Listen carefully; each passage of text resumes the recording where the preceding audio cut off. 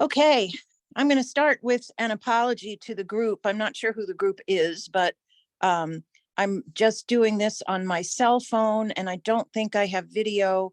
I'm out of town. I'm back east and I could not get my laptop or my iPad to connect properly to the internet. So I'm using my cell phone and I apologize. That said, our meeting is coming to order. Please know that I can't see who's here and well, maybe I can. I can see a little bit of who's here. I can't see your pictures though. So can we identify ourselves for the record? I'm here. I'm Judge Deborah Garrett. Stephen Who is else here. Hi, Stephen. Alan's here. Bruce Van Glupt is here. Hi, Bruce. Alan Epps is here. Hi, Alan. Hello. Hi, Vanya. Hi, Van. Hi. Hi to both of you. Carol Donovan. Hi, Carol. Jake Greenbush. Okay. Hi, Jake, and hi, Andrew. Okay. Judge Garrett, Jill here. I'm happy to let you know if someone raises a hand to speak. Thank you. Thank you very much, Jill. I'm sorry that I'm just not doing very well technologically. I'm technically on vacation and seem to have left my technological brain behind. Anyway, we're here for our meeting scheduled for today, June 2nd. And our plan at our last meeting was that we would receive what Dr. Peterson has for us in the way of statistical analysis and take steps from here based on that information. But Andrew, I haven't gotten anything from you, and I'm not sure that the group has. I haven't gotten anything from Jill either, except for the notice from the Arnold Foundation, which we can discuss separately. Sure. So Andrew, where are you on that? So I have a little bit to share. Let me see. Oh, and I can share my screen. So let me show you a little bit about what we have. Hold on one second. Let me put it in the presentation mode before I do that.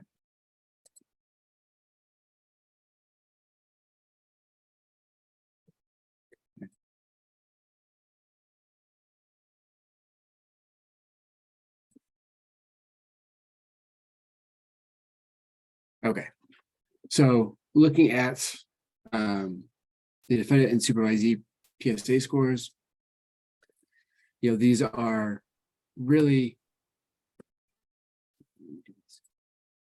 oh, there we go. The objective of this is to talk about the project at hand, but really there have been kind of two projects brought up at least. So one is validating the risk assessment, right? Making sure that the way the risk assessment is scored is relevant and statistically significant and correlated to the local Whatcom population. For those that aren't aware, this public safety assessment is used several places throughout the country. It was originally created in Kentucky, actually, and has been modified a little bit over time.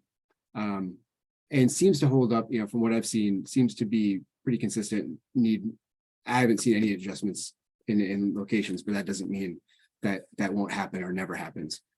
So it's important to see that, that it fits the Whatcom population specifically and is relevant for it. So that's the first project. The second is evaluation of the pretrial services unit. Now, those are very different projects, but the beginning is kind of the same. There's some overlap in just looking at who these populations are, right? So who are the folks that are going to get a risk assessment, and then also who are the folks that are in the pretrial, will be under pretrial supervision at some point. So that's where I'm going to start now, is just looking at this population overview. So we've got a couple of things to focus on, and ultimately we'll hit all four of these. When we get there, we're not there yet. I've been thinking about this and kind of disappointed with the speed that this is undergoing, but then I remember, you know, Thurston and Pierce counties are doing this as well, but they have a team of like 5 or 6 PhDs dedicated to this topic, and working on this alone. And then I realize I'm only one, and I have several other projects. So I'm doing my best to balance it and move it along as fast as I can.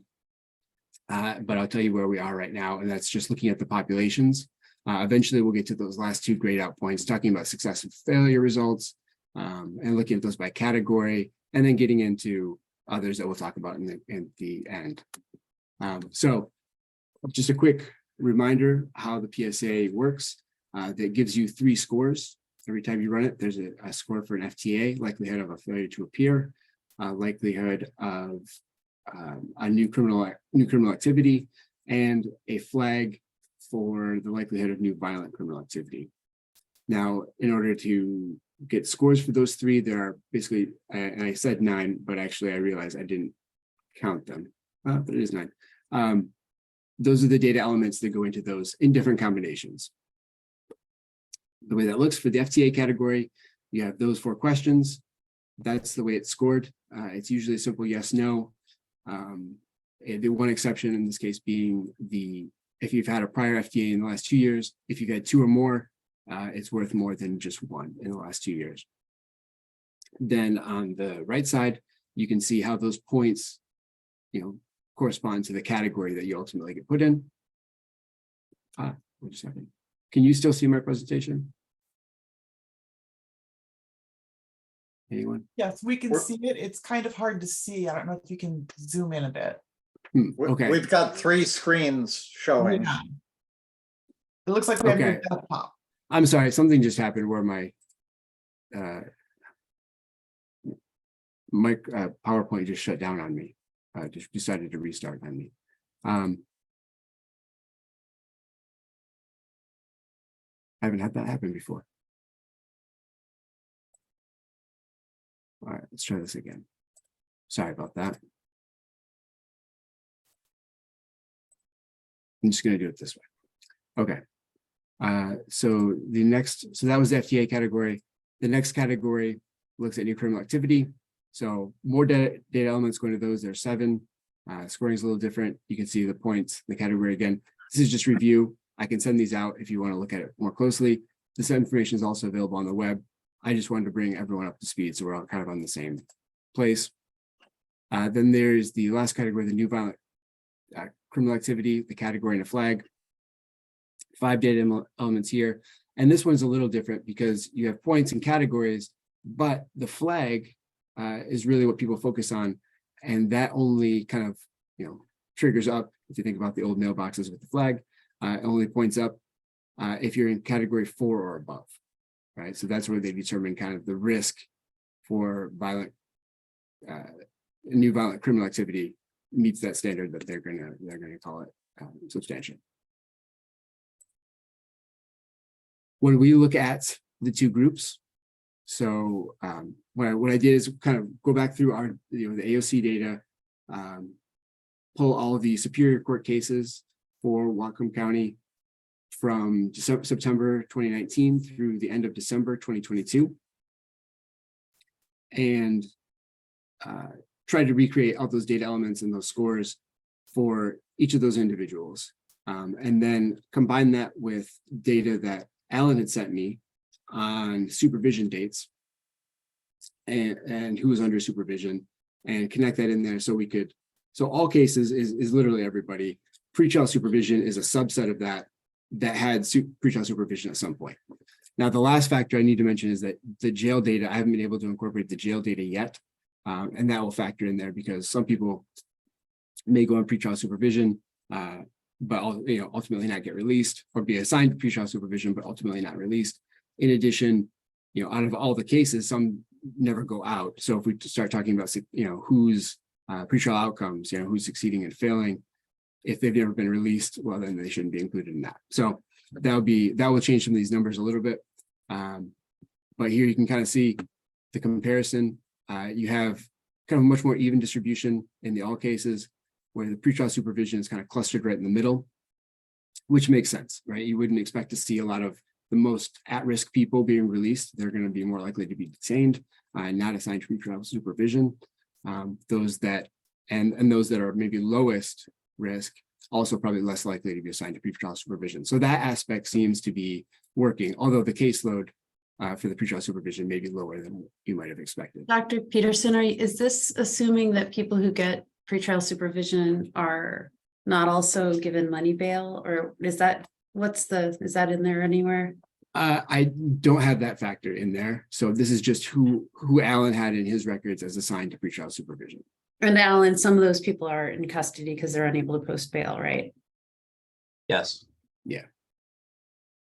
So since we're including under supervision, even a few people who are still in custody, how come there's such a small percentage of all cases under supervision across almost every category? Well, I think that's an issue that Alan's brought up before about just the number of people being assigned to him to supervision. Yeah, I'll agree with that. Okay, so this is back to the buy-in from judicial officers issue. Is that correct? I mean, I can't make a conclusion on that. Maybe Alan has more insight or somebody else.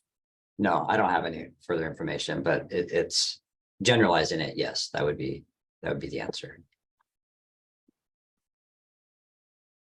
So that's for the FDA category. You can see then, similar kind of results for new criminal activity, although slightly more of the kind of high risk people are in pretrial supervision here, at least in this category. And then very similar for the new violent criminal activity flag, right? 10%, 12%, pretty similar groups.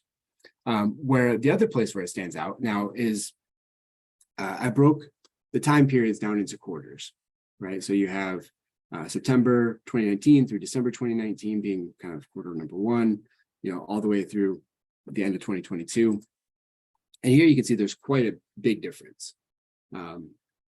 And what this is saying is that these are in percentages, not raw numbers.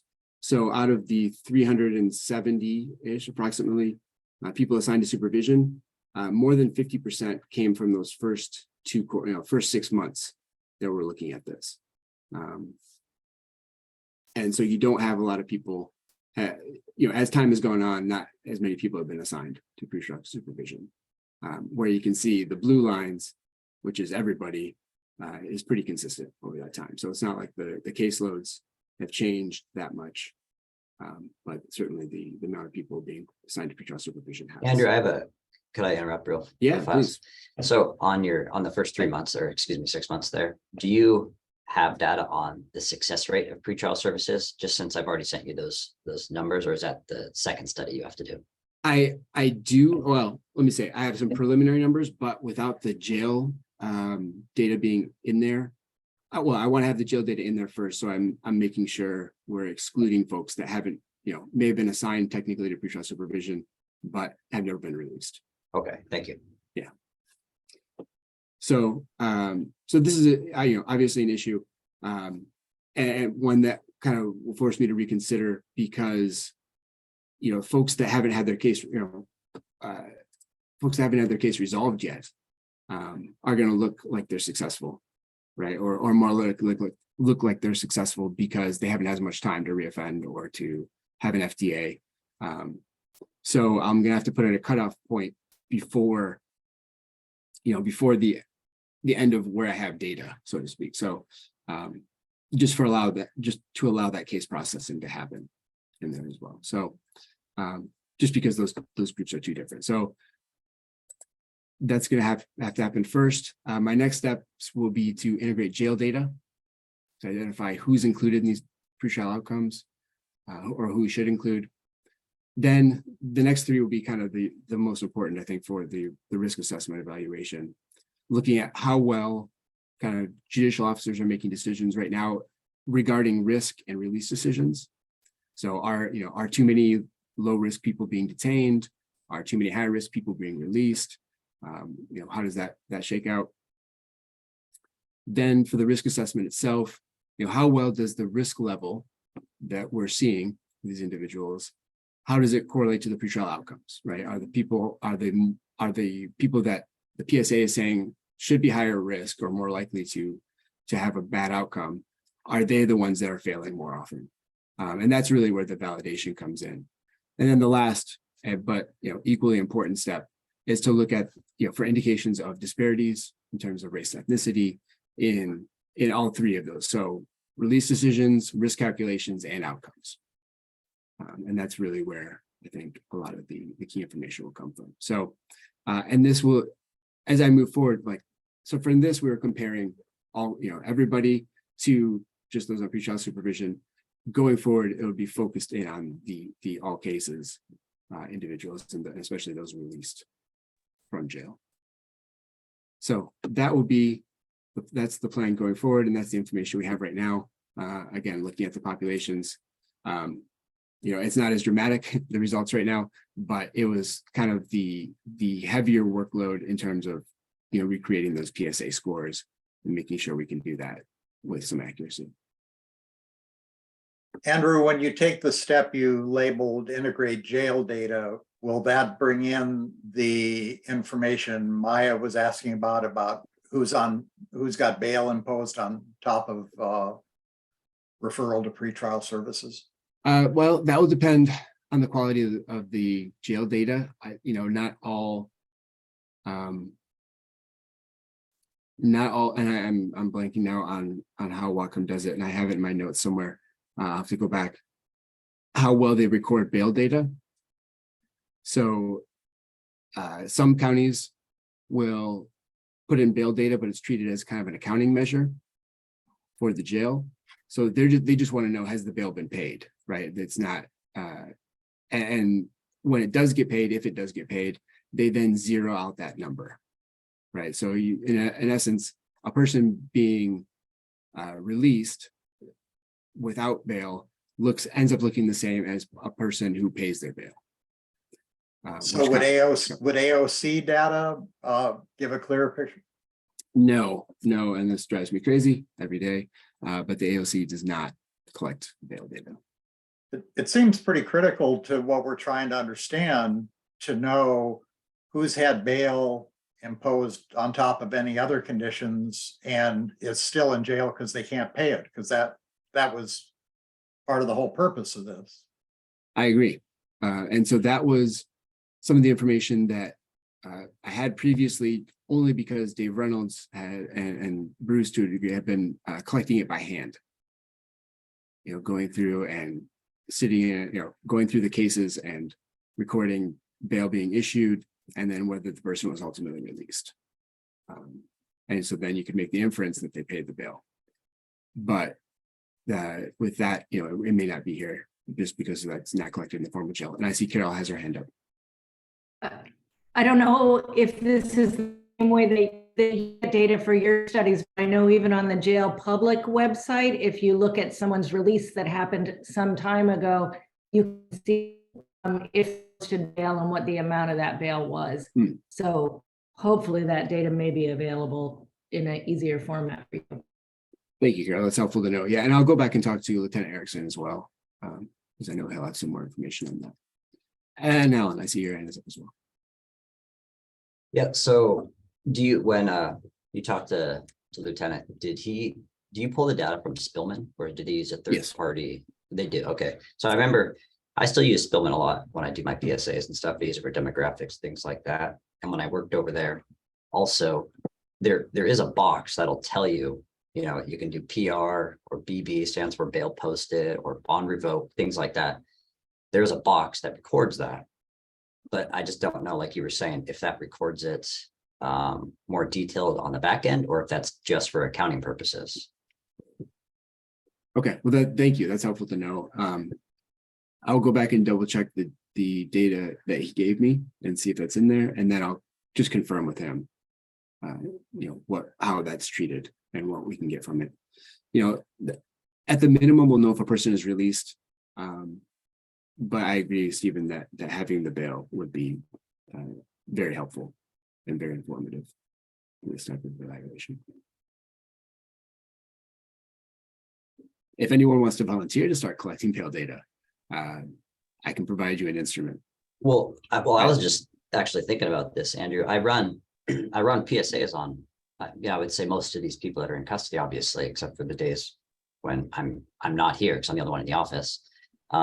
It wouldn't be that difficult for me to wait till the next day and go back into CE and enter bail set amounts. I mean, all this thing is uploaded, all these items are uploaded onto either Odyssey or into Spillman themselves. I could compare that data and just put it in my CE and then close the case out if it's not referred to me. That wouldn't be that difficult. Well, I like the attitude. Thank you, Alan. Yeah, so let's talk more after this, and I'll email you and see what it would take if you need anything extra from me, and yeah, we'll go from there. All right. Yeah, and I'll contact CE also. I'll either send them an email or speak with them directly and see if I am collecting that data, if they have an equation or some way I can actually extract that. Because if I'm saving it and it's just going to outer space, that doesn't serve us any purpose. Right. Yeah, no, good point. Thanks, I appreciate that. And of course that may not help us, retroactively, but going forward, at least it'll be there. Stephen. Yeah, Andrew, I'm thinking back to the one slide where you had the bar chart starting with whatever it was, fourth quarter of 2019. The 2 quarters that had very high referrals to supervision. Yeah, that one. I guess this is a question maybe for Dave and Maya. Starting in the second quarter of 2020, I know this would be an inexact sort of recollection, but is that when we started to see a shift toward much more serious charges remaining in incarceration? I know that's also when the COVID isolation requirements shut down.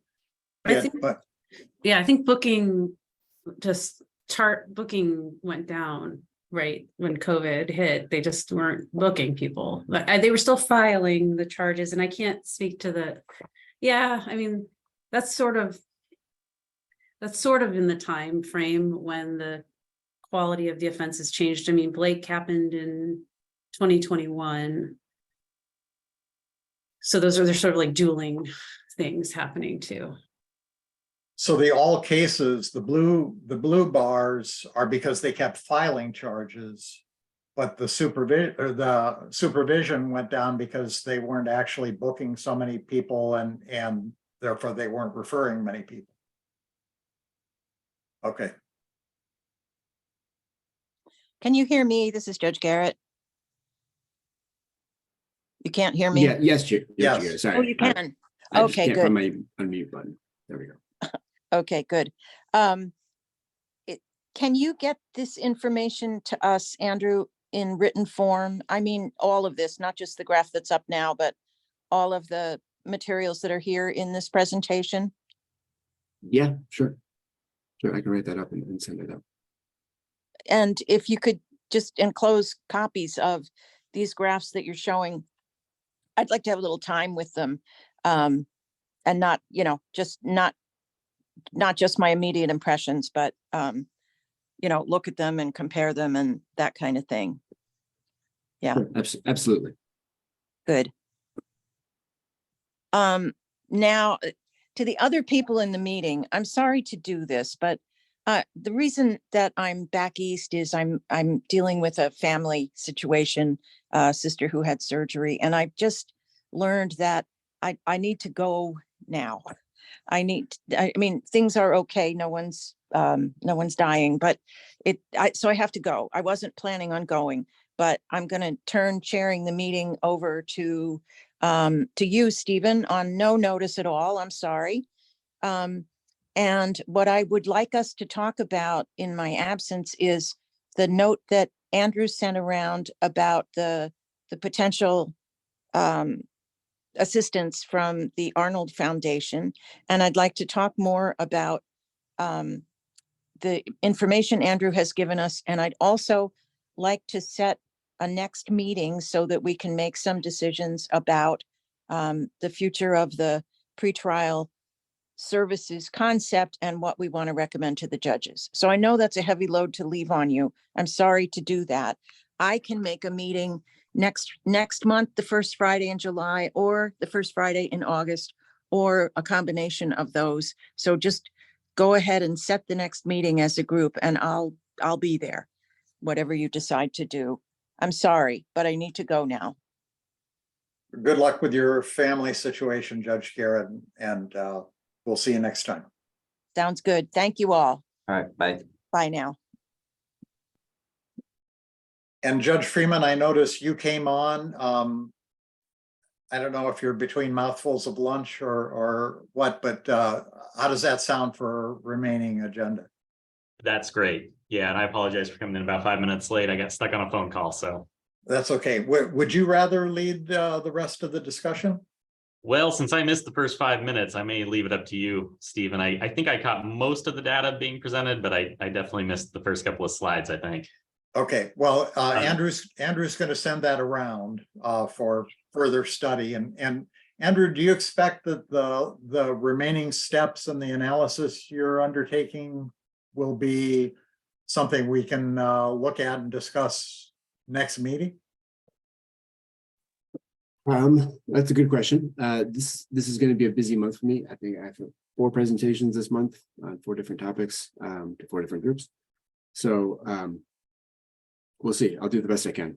Okay, I know we don't have 5 or 6 of you, but you do have a PhD. So do they. So Adam, was your hand up there momentarily? Yeah, I was weighing yeah, if I was going to ask this question, but Andrew, since we have you, from looking at some of the the research on the PSA and different tools that have been used, have you seen? I know that some of them utilize and recommend using an in-person interview portion along with some of the scoring that you've shown. So have you seen that implemented? I know we're really trying to focus on pretrial services here, but just given the presentation, have you seen that implemented with a PSA, and has that changed? Have you seen any influence of that, if you have?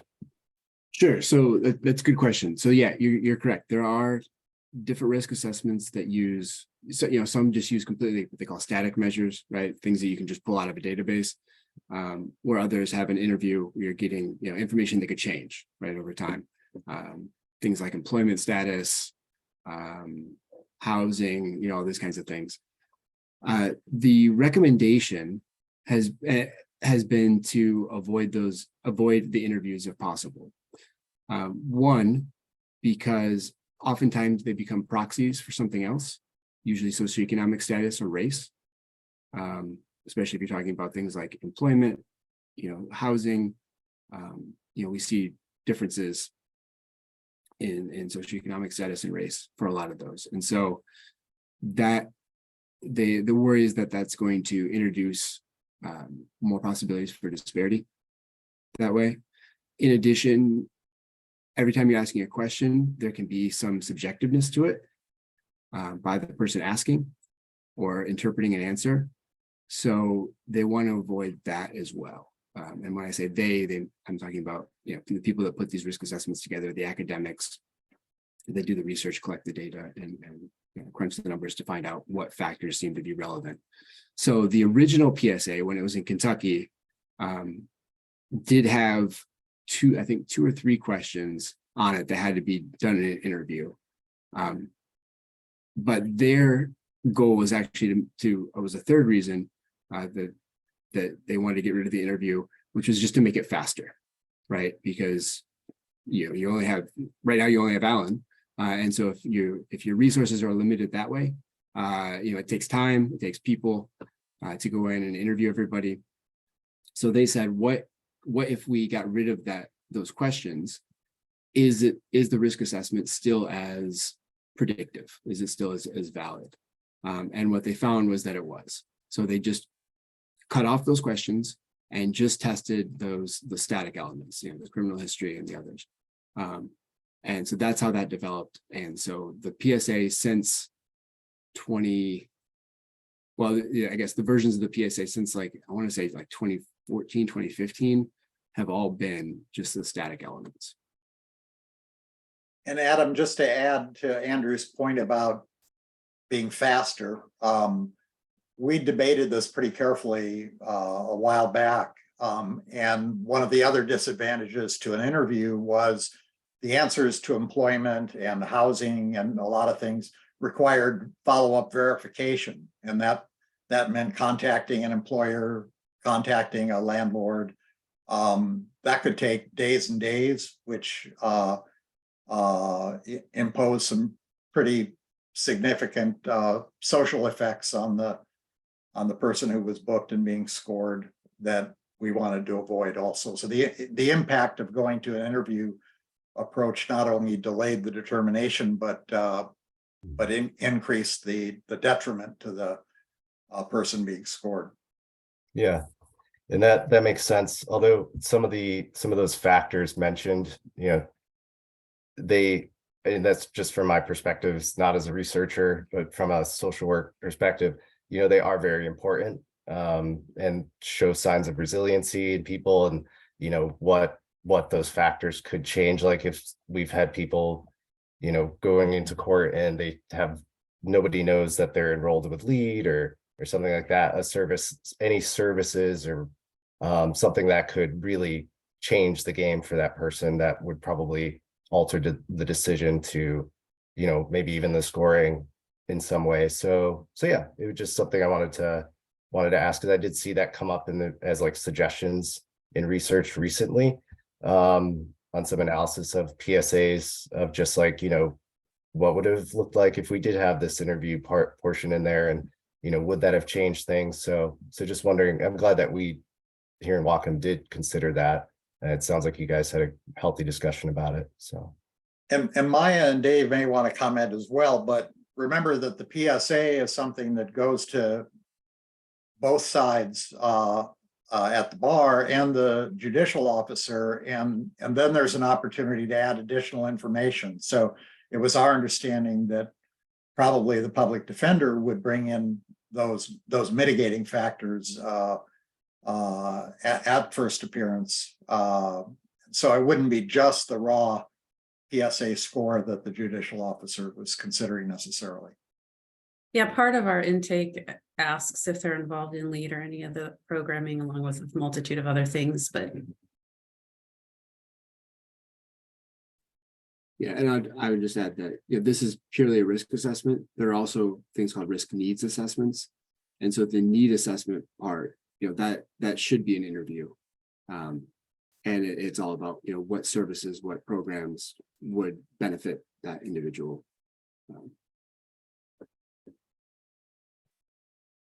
So moving on, Andrew, Judge Garrett was referring to something you forwarded to us that I don't still have in mind. So can I turn it over to you to explain what that was and start off whatever conversation we want to have about it? Sure. So yeah, this is something that came across my inbox about a week ago, and comes from essentially the Arnold Ventures group, right, or the derivative of them. It's the same group that is leading the efforts in Thurston and Pierce counties, and has worked in Yakima County as well. Just as a refresher, in Thurston and Pierce, they have a 5-year technical assistance grant to help them validate and implement the risk assessment, the PSA, train the staff, get everybody on board, talk about best practices, bring in the community so they understand as well. And what they're doing here is kind of a spin-off of that. They recognize that there are locations that want this kind of help, and there are researchers that can do this kind of thing, and so they're just trying to make that connection. So what this is it seems to be kind of creating two pools of resources, right? So those jurisdictions that are interested, and researchers that are also interested and available and can do this kind of work. And so when those pools are created, then, matches can be made. So it would be kind of, it would be some overlap with some of the work I'm doing, but they could probably take it further potentially. And, there would be 5 or 6 of them, maybe. Oh, I see. I think I'm sorry, is there funding attached to that, or is funding? Yes. So there's also, I didn't look thoroughly through the application process, but there was something in there about a budget for the jurisdiction, because I imagine, it may take resources for data to be pulled, or, individuals' time to work with the researchers and things like that. So I think a budget is a part of that. So, I mean, offhand, this holds promise to me. I'm not sure this is a group that would give an up or down vote on that, but I would turn to Judge Freeman and secondarily to Dave and Maya for whether this is something that, and I guess Dave Reynolds ultimately also something that we might want to pursue. Yeah, I had a conversation with Judge Garrett before this meeting about this, and I think the idea was we would talk to Dave Reynolds about it. He's not in our meeting today, but about whether we should be pursuing that. And I think Judge Garrett offered to work on the grant with Dave Reynolds. So if it is something we want to pursue. What do we have in terms of working time before a deadline? So a deadline is the end of the month. Let's see. The end of June. Correct. Yeah, the end of June. I know I also am available to help out, if they're asking specifics about the type, data that's available or not available. I can help fill in some of that information and, that kind of thing. Will you still be working with us? I don't have any plans to go anywhere.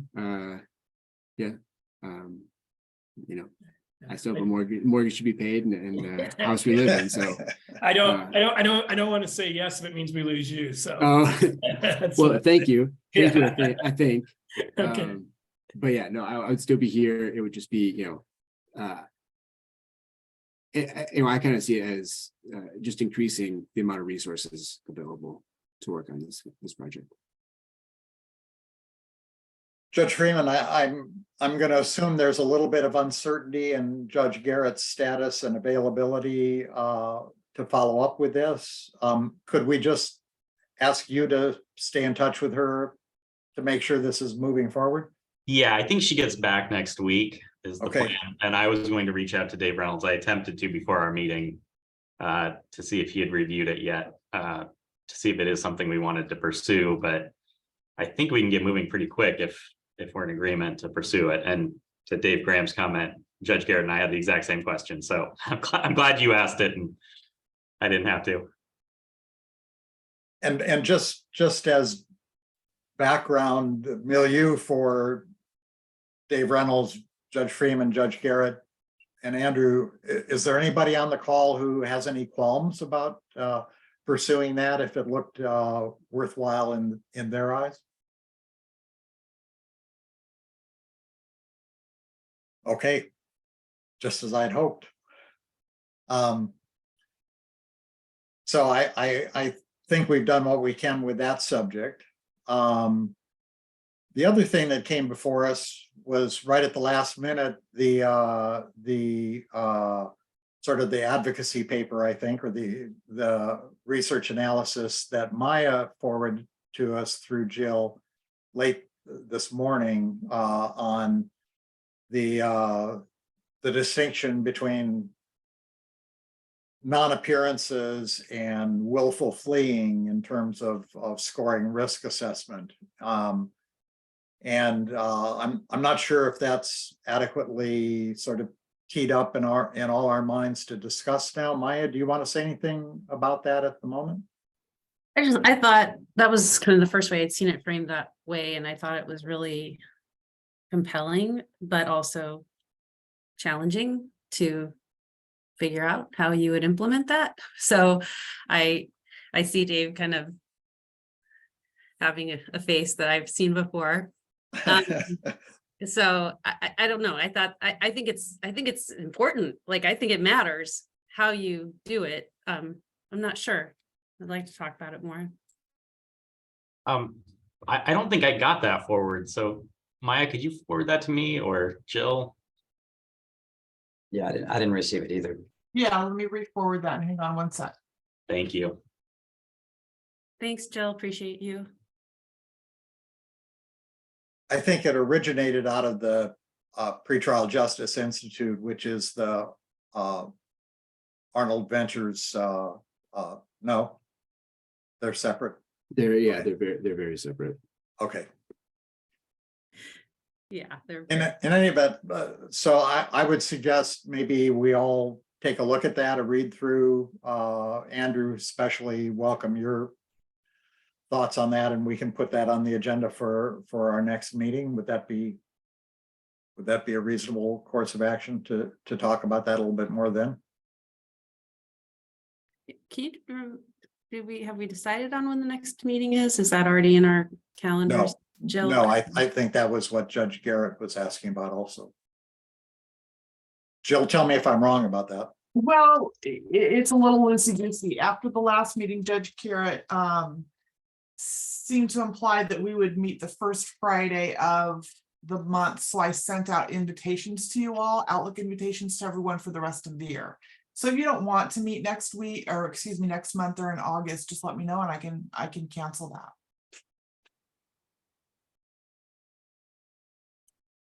Well, first of all, whenever we have our next meeting, is it okay to put that FTA study on our discussion list for that meeting? Okay, I'm seeing either no response or positive responses. And so is there anybody who would object to continuing to meet the first Friday of every month? I think that's July 8th. Is that the date, Jill? 7th. Is that okay? Everybody has that on their calendar? Okay. So that's settled. And that was 3 things, which is about all I can hold in my mind. I can't remember if Judge Garrett suggested other topics. Judge Freeman, do you have anything? I think she suggested just, I think, pretrial services discussion. The only thing I was going to update the group on is that the bench has made a decision to fill the second position. So I think that will be coming relatively soon. I kind of expected that announcement to go out this week. I don't think it has, but we do intend to fill the second position. So that would mean also retaining the location of pretrial services under Superior Court administration. Is that correct? At least for now, yeah. But I don't think that topic is necessarily that we're firm on that yet, but I think it is important to get that position filled, so. Okay. Sure, Alan will appreciate that. Okay, that's good news.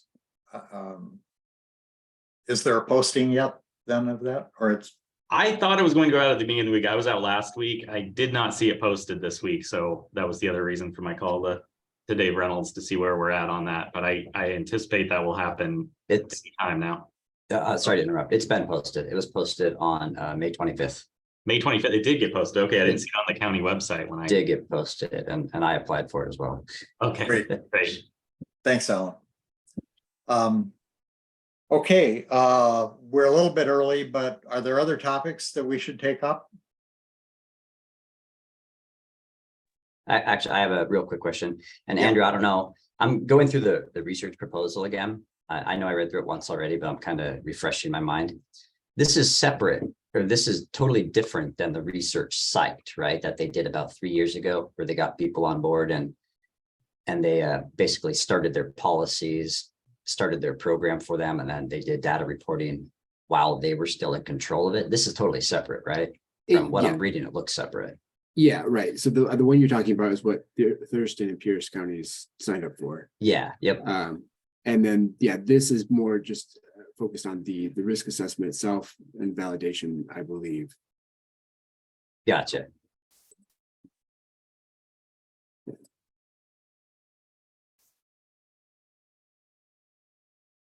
Okay. Well, with nothing further apparently to discuss, last call. We do have public comments. Oh, good, good. Yeah, Jill, would you request that? Sure, we do have one hand raised. Kaylani, go ahead and speak. Aloha, everybody. Can I ask you guys a question? Can you see me? No. Think about that. We're just as equal as you guys are. So it would be nice if you guys could see me, who I am, but you can't. And I'm not quite sure why.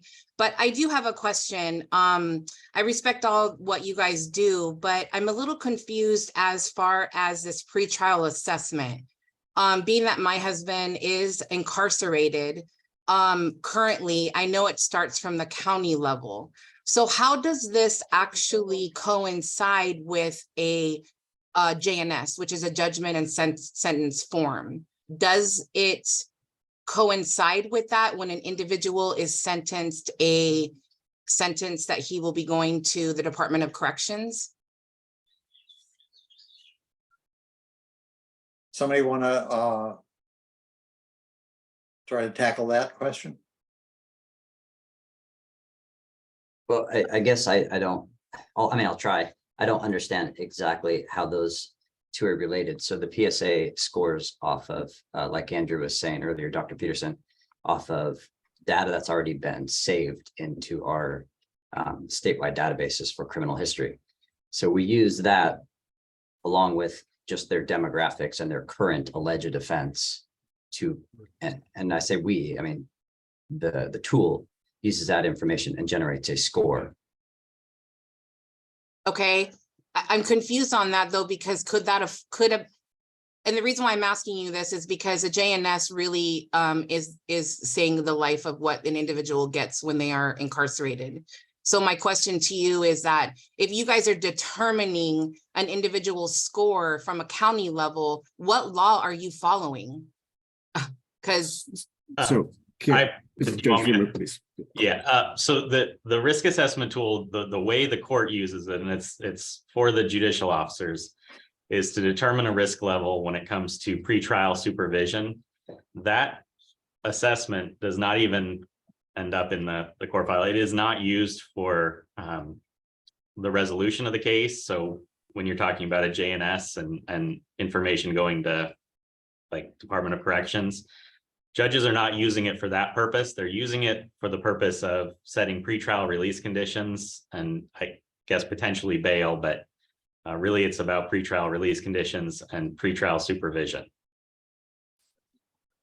Did that help? I don't want to ask too many other questions, Judge Freeman, but I would like to know if I could reach out to Jill to get your email, because I am an activist here in Washington about things like this, and it really starts from the counties, and I'd like to be educated more on it. So would you mind if I reached out to you and you just educate me on this? Because with my husband's JNS, you know, a lot of it has to do with the county work. So if this doesn't affect the JNS, I still have questions as to if an assessment is being made, is it following a law that has been established by the people of Washington, not just a panel of people? Not that I'm saying that you guys are not important, but the people of Washington need to be a part of these kind of discussions. The risk assessment is meant to assist the judge in following the court rule, which requires us to weigh the likelihood of a person committing a violent offense or not appearing at future court appearances. I'm simplifying that just a little bit, but the risk assessment is meant to assist us in making that analysis. And so it is a pre-trial tool that we use. My email is available. It's online actually on the county site. can't talk about individual cases and I can't give, any kind of legal opinion. Oh, I'm not trying to. I'm just trying to educate myself without having to go to school. So I'm just really honestly trying to make a difference here in Washington for what is right. So I appreciate it. And I hope you guys will take the consideration that the public will be able to be viewed as well. I feel less like I'm less than all of you because you can't see me. So, and also I strongly believe in diversity, and I am of the Pacific Islander, because none of you can see who I am, but I am of color. So I do appreciate having a chance to speak here, and I will be a part of these in the background. Thank you so much. Thank you, Kaylani. Jill here, and I will look into our Zoom settings to see if we can get a solution to video for attendees. But yeah, thank you very much for your comments. If any of the other attendees would like to speak, please virtually raise your hand now by selecting the raise hand icon.